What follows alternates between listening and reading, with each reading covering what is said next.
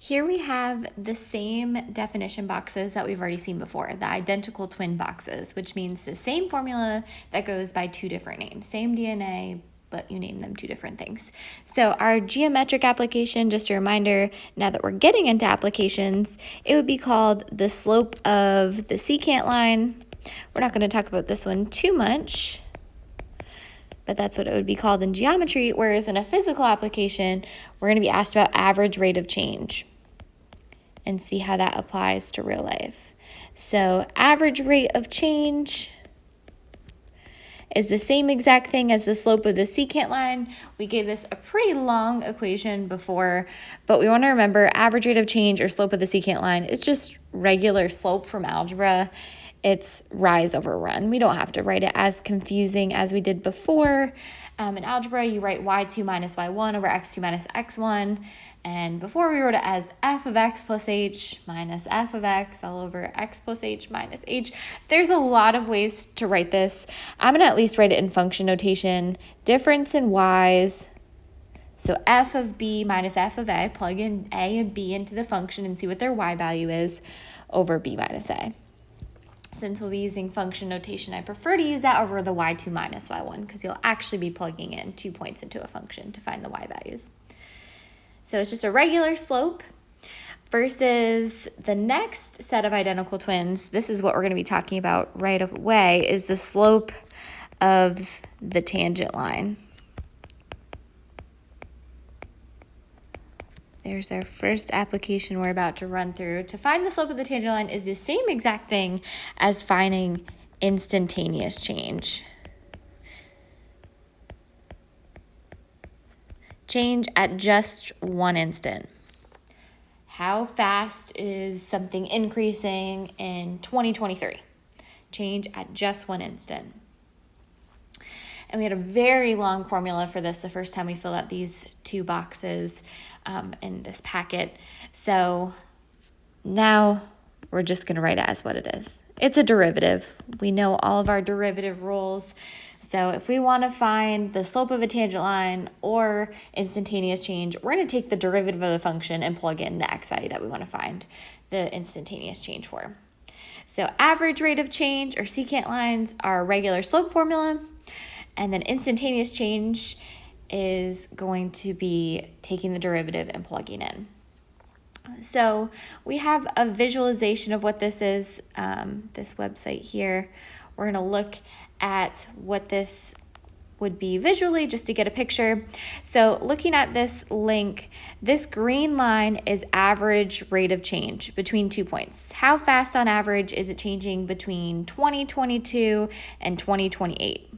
Here's our average rate of change, that green line between 2 points. Instantaneous rate of change is taking the derivative and plugging in 4. That purple line is the change at that instant. So to get them close to each other, as we move them about, changing the instant doesn't help, but looking at this average rate of change to get them to match, if you want the average rate of change at 4, don't put your 2 points between 4 and 8 or something like that. You want to make your interval as small as possible, right? We talked about this. If you want to know how fast you were going 30 minutes into the drive, don't look between hours 0 and 2. Look between minutes 30 and 31. If your average speed was 48 miles per hour, then probably at exactly 30 minutes, you're going 30 miles per hour. So right now I have these 2 points for average rate of change set at 4 and 6. But if I move this point in, that average rate of change on a smaller and smaller interval will match the instantaneous rate of change. So if you want the instantaneous rate of change at 4, you would do the slope between like 4 and 4.1. And the purple and the green almost match up. So if you want average change to match instant change, the idea is make your interval smaller and smaller. Let that limit as the h goes to 0 of that really long formula we did. So average rate of change and instantaneous rate of change can be completely different if you're on a bigger interval, but if you're on a really tiny interval, they're going to almost be the same exact number because average will be equal to the instantaneous rate of change as long as your interval's really tiny, like between 4 and 4.05. Look at how much those lines match up right at 4. So that's the idea. They're 2 different numbers. To make them more similar, look at a smaller interval. So we're going to get into finding the equation of a tangent line. It might seem complicated. Sometimes visualizing helps people understand it a lot, and sometimes it just confuses them more. It really depends upon the type of learner you are. But I can assure you tangent line isn't too bad for a first application of derivatives to start with. We're going to do 3 steps. We'll take the derivative, put in the x value. That's going to give us, plugging into the derivative, gives us 2 things, either called the slope of the tangent line or instantaneous change. They're the same thing. It means plug into the derivative. And then we're going to find our y-intercept and then write an equation. So it's really not going to be too bad, I promise. Let's jump in to this first example. We're going to find the equation of a tangent line to this function x to the 5th plus 4x cubed plus 5 at the point -1, 0. So it's going to be 3 steps each time. I'm going to label this point as x and y so that we plug in. And our goal here is to write an equation of a tangent line. So we want to find y equals mx plus b. Just writing down what our goal is. We're looking for the equation of a line. We're going to write it as mx plus b. So our first step is to find the slope of the tangent line. What does the slope of the tangent line come from? It comes from the derivative. Slope of the tangent line is the derivative. All right, we're going to connect those 2 words. So we're going to take the derivative, and that would tell us the slope of a tangent line to any x value, but we want to plug in to this point. Which one's the x value, the -1 or the 0? It's going to be the -1. So we're going to take the derivative and plug in -1 to it. That's going to tell us the slope of the tangent line. So there's our first step. Let's take the derivative of this. So x to the 5th, I'm going to bring that down. 5x to the 4th, bring down the power, subtract from the new power. We're going to do that again, bring down the 3. 4 times 3 gives us 12. X to the 3 minus 1 is 2. And then the derivative of 5 is a constant, so the derivative of 5 is just 0. So there's our derivative. The derivative measures instantaneous change and slope of the tangent line for any point ever, but we're asked to be tangent to the point -1, 0. So we're going to plug in f prime of -1. So I could grab my calculator. I need to plug in every x value in parentheses or else it will not give me the right answer. So I'm going to plug it in just like this. Replacing x with -1 in parentheses. So I have 5 times -1 to the 4th plus 12 times -1 squared. And so our slope that we're going to get is going to be 17. If you don't get that, that just means you need to plug in the -1 in parentheses.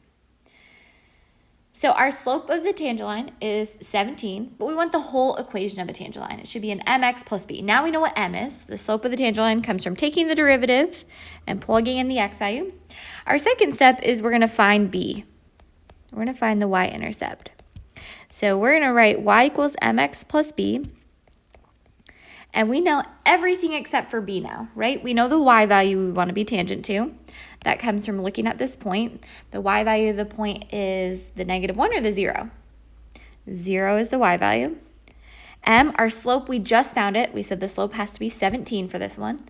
Our x value coming from the point is either the -1 or the 0. It's always x then y, so it's going to be the -1 plus b. So we're going to multiply this out. So we have 17 times -1. We get -17 plus b. And I want to solve for b by itself. So I'm going to move that -17 over. So I'm going to add 17 to both sides. That way we move the -17. So 17 is our b. And our third step, this is kind of a weird one because m and b are the same number. Sometimes that happens. Most of the time it doesn't. Our last step is to write our equation. Y equals mx plus b. So y equals m, our slope is 17. X plus b we just found is 17. So we're going to follow these same 3 steps over and over, and it should get easier as we go. So don't worry if that was too much right now. Hopefully by the next video, it makes a little bit more sense.